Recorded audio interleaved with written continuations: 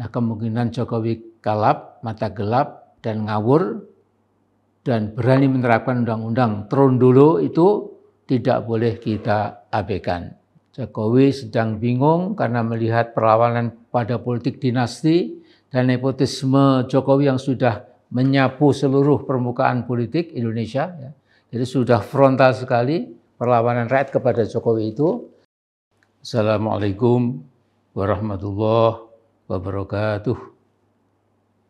Innal hamdalillah nahmaduhu wa nasta'inuhu wa nastaghfiruh wa na'udzu billahi min syurri anfusina wa min sayyiati a'malina.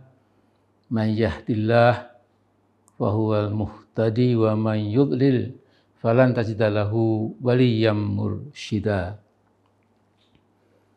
Asyhadu an la ilaha illallah wahdahu la syarikalah wa asyhadu anna Muhammadan abduhu wa rasuluh.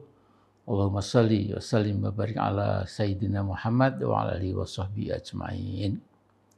Saudaraku sebangsa dan setanah air, setelah Mahkamah Konstitusi pimpinan Anwar Usman melicinkan jalan dengan keputusan bejatnya yang memungkinkan Gibran bin Joko Widodo bisa menjadi cawapres, mayoritas rakyat Indonesia marah besar. Anwar Usman, adik ipar Jokowi, telah menghancurkan lembaga Mahkamah Konstitusi yang dia pimpin. Nah, mana mungkin Anwar Usman berani membuat keputusan yang begitu kontroversial dan kehilangan syaraf malunya tanpa izin dan sekaligus pengarahan Jokowi. Pasti tidak mungkin. Artinya itu pasti sesuai pengarahan Jokowi. Nah, ternyata rezim Jokowi makin lama makin hopeless. Kejatuhannya mungkin tanpa dia sadari semakin mendekati kenyataan. Kini Jokowi bingung, dan bingung. Setelah Luhut bed rest penuh di Singapura dan belum menampakkan tanda-tanda kesembuhan, maka masyarakat bertanya, bed rest sadar atau bed rest tidak sadar? Juga mengapa Jokowi tidak menjenguk sama sekali sosok andalan utama yang selama Jokowi berkuasa sudah menjadi pilar utama kekuasaan zalim dari Jokowi yang tidak tergantikan. Jadi Lord Luhut memang tidak tergantikan. Sekarang hanya bisa berbaring dan makin memahami misteri kehidupan yang paling mendasar, yaitu 3M, manusia mesti mati. Nah, di tengah kegalauan dan kebingungan serta keresahannya, Jokowi bisa-bisa menjadi gelap mata, gelap pemikiran, dan gelap hati.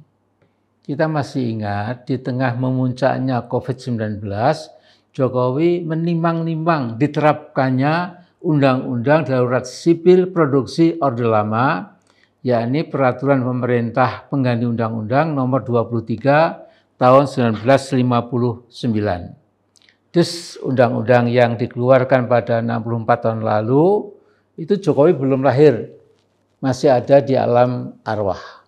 Nah, saudaraku, Pak Jokowi itu pernah mengusulkan ketika wabah COVID-19 makin tak terkendali, dia bilang saatnya Undang-Undang Darurat Sipil segera diberlakukan.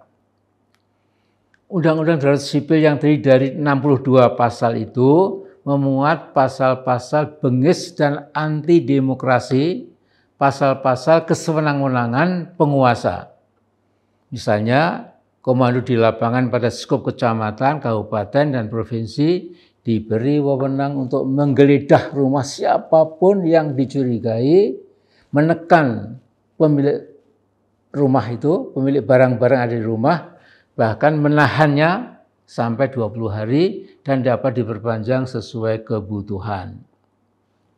Jadi saudaraku, benang merah dari Undang-Undang Darurat Sipil itu yang sudah usang, memang kalau diberlakukan oleh Jokowi, Indonesia tiba-tiba akan menjadi Mahstat, yaitu negara kekuasaan, atau garrison state, negara militer.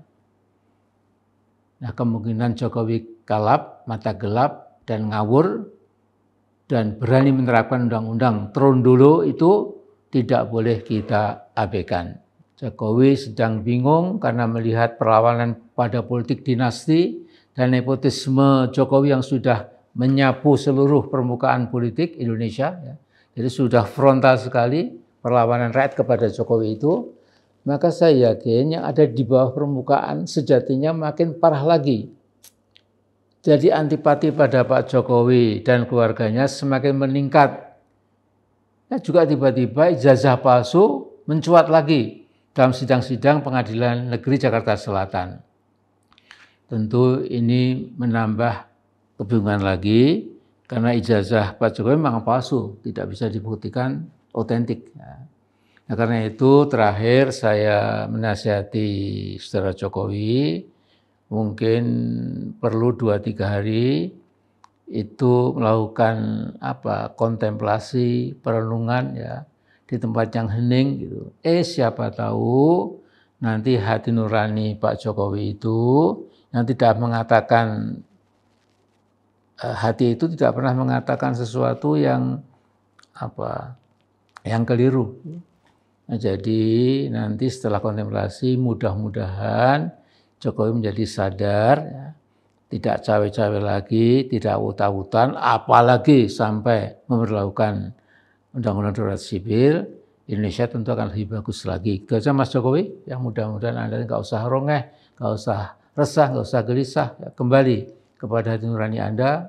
Assalamualaikum warahmatullahi wabarakatuh.